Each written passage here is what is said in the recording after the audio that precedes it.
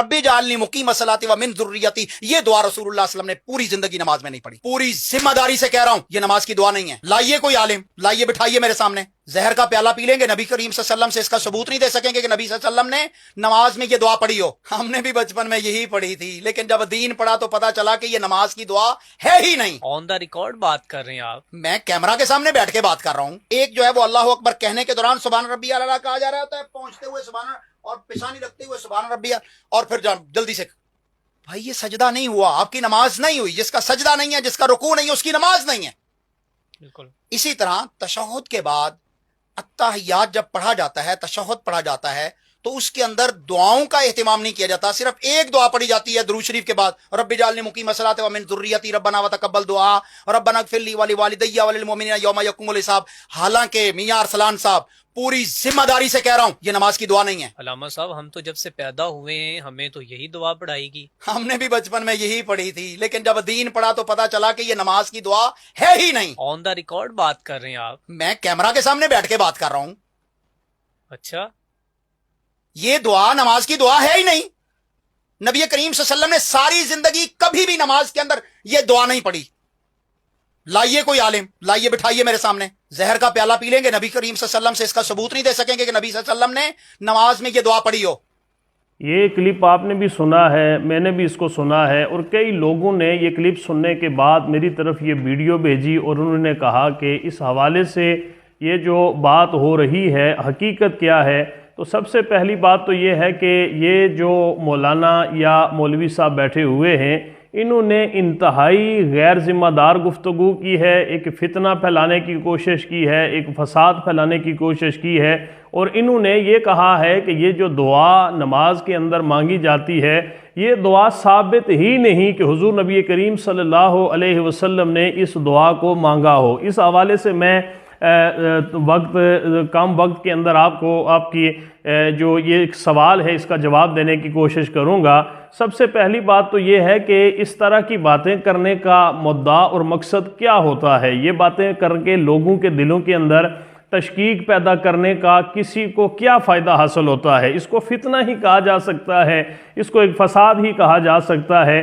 سب سے پہلی بات تو یہ ہے کہ بخاری شریف کے اندر کتاب الاذان میں امام بخاری رحمۃ اللہ تعالی علیہ نے پورا ایک باب باندھا ہے، اور اس کا نام یہ رکھا ہے کہ باب ما یتخیر من الدعاء بعد التشہد ولیس بواجب. امام بخاری نے کتاب الاذان کے اندر جو ایک چیپٹر، ایک باب جو ہے وہ اس حوالے سے بیان کیا ہے، اس میں انہوں نے موضوع یہ رکھا ہے کہ دعا جو تشہد کے بعد مانگی جاتی ہے اس کے اندر اختیار ہے، ولیس بواجب، اور یہ دعا مانگنا واجب نہیں ہے کہ اگر کوئی انسان دعا نہیں پڑھتا تو اس کی نماز ہی نہیں ہوتی. دوسری بات یہ ہے کہ اسے سنن ابی داؤد کے اندر بھی بیان کیا گیا ہے. اس کے اندر جو حدیث مبارکہ بیان ہوئی ہے، حضور نبی کریم صلی اللہ علیہ وسلم نے جب یہ تشہد سکھایا اور تشہد کے اندر جو پڑھنے والے کلمات ہیں ان کلمات کا جب صحابہ کو درس عطا فرمایا تو اس کے بعد حضور صلی اللہ علیہ وسلم نے فرمایا کہ ثم یتخیر من الدعاء بعد التشہد ما اعجبہ الیہ فیدعو، کہ تشہد پڑھنے کے بعد جو دعا نماز پڑھنے والے کو محبوب ہو، پسند ہو، اس دعا کو وہ اختیار کرے، اس دعا کو وہ مانگے.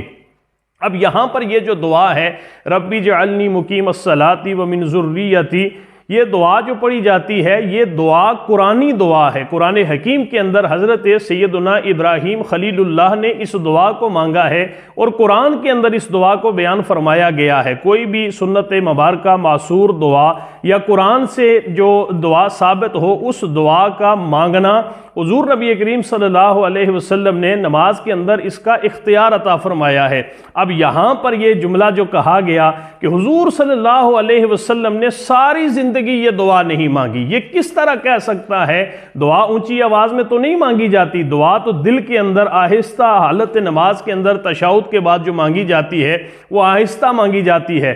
حضور نبی کریم صلی اللہ علیہ وسلم نے یہ کہا جائے کہ آپ مختلف دعائیں مانگا کرتے تھے، تو یہ دعا جو آپ کے جد امجد حضرت سیدنا ابراہیم خلیل اللہ کی دعا ہے، حضرت ابراہیم کی دعا ہے، کیا یہ حضور صلی اللہ علیہ وسلم کی محبوب ترین دعاؤں کے اندر یہ دعا شامل نہ ہوئی ہوگی؟